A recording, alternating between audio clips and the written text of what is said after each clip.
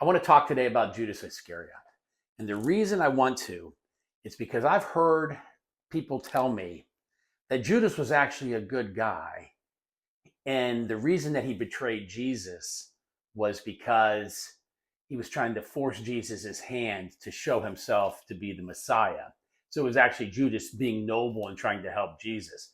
But that's not the truth whatsoever. If you look in John chapter 12, it's a great chapter to see what Judas is like. So there's a party. Mary buys really expensive perfume and she anoints Jesus' feet with it.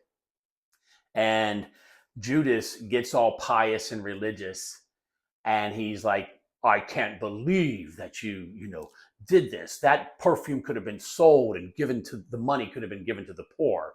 Well, let's listen how John responds. In verse 6, John says, now he did not say this because he cared for the poor.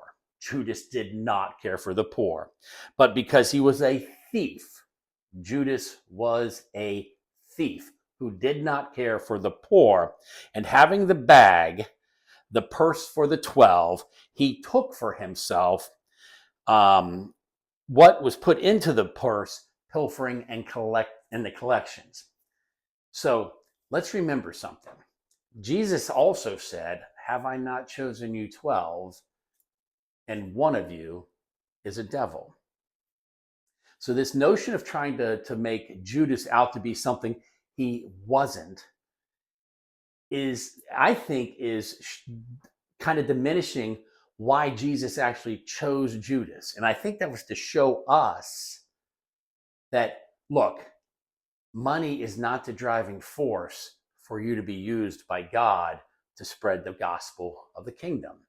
So Jesus, by choosing a devil, by choosing a thief, by choosing somebody who didn't care for the poor and putting him in charge of the money, was showing people it didn't affect my ministry in the least. He was able to accomplish everything that God had ordained and desired for him to accomplish, even though somebody was taking money from him.